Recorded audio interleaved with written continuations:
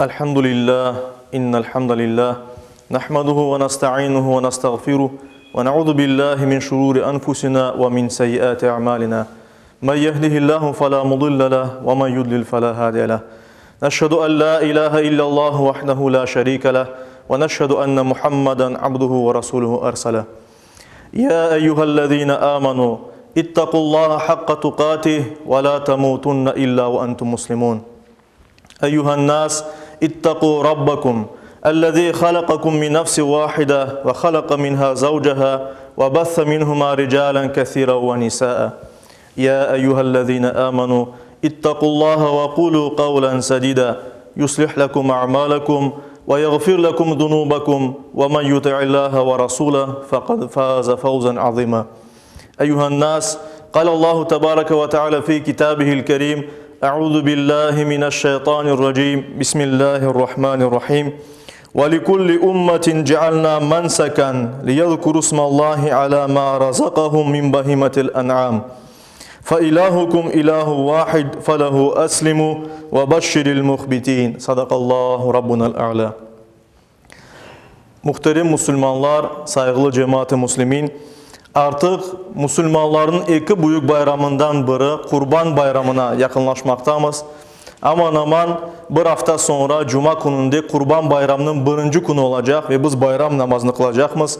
Bu yıl Kurban Bayramı birinci günü Eylül'ün 31'ine düşe ve daha sonra Ağustos'un 1'inde, 2'sinde, 3'ünde 4 gün olarak Kurban Bayramı geçirilecek. Bayramga yakınlaşkan ekenimiz bütün Müslüman dünyası kuvana ve bu bayramga hazırlana elbet. Yüce Rabbimiz her birimizni sağlık selametlik içinde bu bayramga yetkizsin inşallah. Her birimizge bu bayram günlerinde kuvanmağa ve başkalarını kuvandırmağa nasip eylesin. Biz bilemiz ki Kurban Bayramı'nın gününde hacılık ibadetinin beraber hem de kurban ibadeti yerine getirilir. Kurbanlar çalına. Allah'a yakınlaşmak için yapılan bir ibadettir. Zaten onun adının oğuzu kurban, Allah'a yakınlaşmak manasına gelir.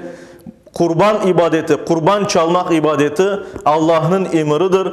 Peygamberimiz Muhammed Mustafa sallallahu aleyhi ve sellem'in sünnetidir. Ve her bir Müslüman bunu yapan Müslümanın Allah yolunda olan samimiyetinin, fedakarlığının ve cömertliğinin en güzel ifadelerinden birisidir. Yüce Rabbimiz Hac suresinin 34. ayet-i kerimesinde böyle buyurar. Biz her ümmetke rızık olarak bergenimiz hayvanlar üstünde Allah'ın adını ansınlar diye kurban çalmakını gerekli yaptık, emir ettik. İşte ilahınız tek bir ilahtır. Aysa ona teslim olunuz. Ey Muhammed, alçak gönüllü olanlarını müjdele de buyurmakta. Tirmizi'nin kitabında geçken, cintığına geçken hadis-i şerifte ise Peygamberimiz sallallahu aleyhi ve sellem böyle buyurdu. Adem'in evladı yani insan için Kurban Bayramı günü Allah katında kurban çalmaktan daha güzel bir iş yoktur. Kurban Bayramı gününde yapılacak en faziletli, en güzel bir iş kurban çalmaktır buyuran. Ve unutmamak gerekmez kurban çalganımızda Allah'a yakınlaşmak için bunu yapamız. Ve ona göre de bütün ibadetlerimiz olganı gibi kurban ibadetleri de ancak Allah için olmak gerektir elbet. Bunun hakkında Kur'an-ı Kerim'de Yüce Rabbimiz ne güzel buyurgan. Yine aynı Hac suresinin 37. ayet-i kerimesinde böyle buyurulmakta. Kurbanlarının ne etleri ne de kanları Allah'a erişe. Ona erişecek olan yalnız takvanızdır. Yüreğinizdeki olan niyetiniz, samimiyetiniz ve imanınızdır. Elbette Allah-u Teala her şey hakkında bile nasıl hayvanlar soyuldu, çalındı, nasıl insanlar bunu yaptı ve niye için yaptı. Ama bunda değer verilecek en emniyetli olan şey bu ibadetinin Allah için yapılmasıdır elbet. Bizim Hanefi mezhebimizge göre Müslüman olgan ve dinimizge göre bay sayılgan, zengin sayılgan her bir insan için kurban ibadetini yerine getirmek, hayvan çalmak bu vaciptir. Eğer yapılmagan olsa bu günahtır. Böyle bu insan günahkar ola. Kurban bayram günlerinde zengin Müslüman için kurban ibadetini yerine getirmek mutlak gerektir. Ve kurban çalınganda bilgeniz gibi 3 çeşit hayvandan kurban çalınmak mümkün. Birinciden bu büyük baş hayvanlar, sığır ya da boğalar. İkinciden bu kene büyük baş olan develer ve üçüncüden bu ufak baş olan, küçük baş olan koylar ve eçkilerden kurban çalmak mümkün. Başka hayvan çeşitlerinden, yani mesela sığırlar sınıfına daha suv aygırları kire ya da başka buna oşağan hayvanlar, ama başka hayvanlarda mesela kuşlarını vesaire kurban çalmak olmaz. Yani onlar kurban sayılmaz. Başka bir ibadet yerine getirilir. Ve bundan da gayrı kaydetmeli ki sığır çalmak için ya da boğa çalmak için onların 2 yaş doldurması gerek. Koy ve eçkilerde ise şart onların 1 yaşını doldurması. Sadece ruhsat var. Eğer 1 yaştaki koylar tapılmasa güzel koy. Çünkü kurban çalınganda güzel hayvanını kurban çalmak gerek. Güzel hayvan 1 yaştaki tapılmasa 6 ayını keçken ve korunuşta 1 yaşını doldurgan koydayın balaban ve güzel olan koylarını da çalmak mümkündür, ruhsat vardır. Saygılı cemaat, aziz Müslümanlar, kurban ibadetinden maksat Yüce Rabbimiz bizge bergen, kolumuzga bergen nimetke şükür etmek ve bu nimetini başka insanlarla paylaşmaktır. Onlarga da başkalarga da vermek ve en birinci olarak elbet muhtaç kimselerge. Yani kim fukara olsa, özünü et olamasa, işte bayram havasını yaşatmak için onlarga bu etten vermek gerektir muhtaçlarga. Ve aynı şekilde kurban etlerinden hem öz karantasına kaldırmak mümkün, hem de kolum komşuğa ya da soy sopka da tarkatmak mümkün. Böylece hem ibadetimiz yerine gelir, hem de biz bu bağlarını tırı tutamız. İşte aynı olarak ilan etmek gerek ki saygılı cemaat, her yıl olğanı gibi bu yıl da Kırım'da kurbanlar çalınacak. İnsanlar özleri işte korantaları olarak kurbanlarını çalacaklar, ama umumi Kırım olarak da Kırım mikyasında dini idaremiz kurbanlarını çalacak. Geçken yıllarda olğanı gibi bu yılda vekalet yolundan kurban çalmak hizmetini alıp baracak dini idaremiz, muftiyatımız. Kurbanını paylaş, kardeşine yakınlaş degen şiarla, böyle lozungla muhtaçlarga yardım etmek için hareket olacak. Kim bu hareketke koşulmaga istese koşulunuz ve kurbanlarınızı muftiyat arkalı kestiriniz ve fuqarelerge inşallah muhtaçlarga etleri dağıtılacaktır. Hutbemni bir hadis şeriften bitirmege isteyim. Ebu Davud'da geçken bir hadiste Peygamberimiz sallallahu aleyhi ve sellem böyle buyurdu. Allah için sizge sığıngan kimsege sığınak olunuz, ona yardım etiniz. Allah için istegen, sizden bir şey istegen kimsege beriniz.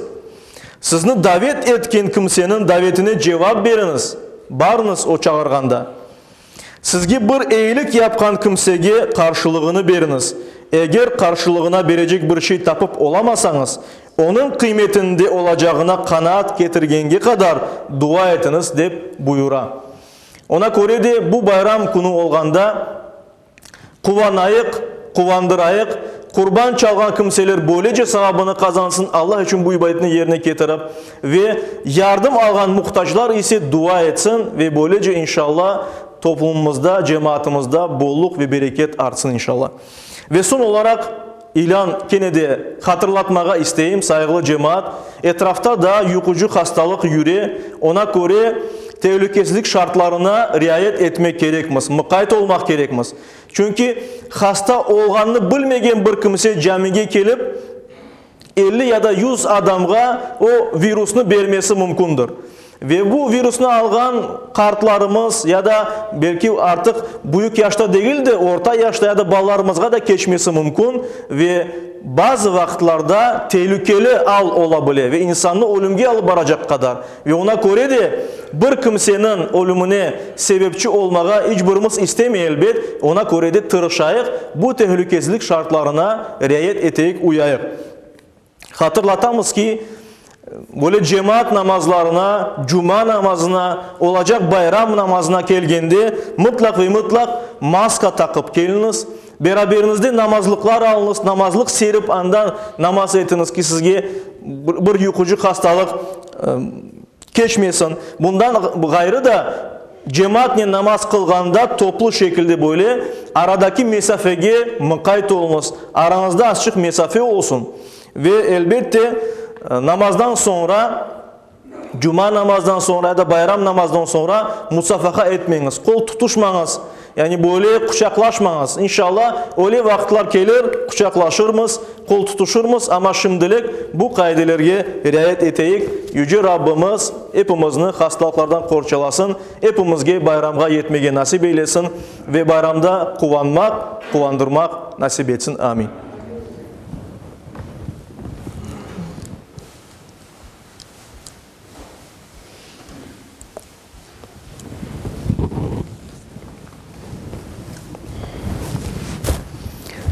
Elhamdülillah ve salatu ve selamu ala Resulillah ve usikum ve nefsel asete bi takvallah. İnna Allah ve melaiketehu yusallun ala nebi. Ya eyyühellezine amanu sallu aleyhi ve sellimu teslima. Vardallahu man khulafa'l arba'a Ebi Bekr ve Umar ve Uthman ve Ali ve an sairil ali ve sahabati ve tabi'in ve man tabi'ahum bi ihsanin ila yevmiddin. وعنا معهم بعفوك وكرمك يا أكرم الأكرمين ويا أرحم الراحمين. اللهم أعز الإسلام والمسلمين واحمي حوزة الدين ودمر أعداء الدين وألف بين قلوب المسلمين ووحد صفوفهم واجمع كلمتهم على الحق يا رب العالمين. وانصر دينك وكتابك وسنة نبيك محمد صلى الله عليه وسلم وآله أجمعين. عباد الله، إن الله يأمر بالعدل والإحسان وإيتاء ذي القربى وينهى عن الفحشاء والمنكر والبغي يعظكم لعلكم تذكرون. صدق الله ربنا الأعلى.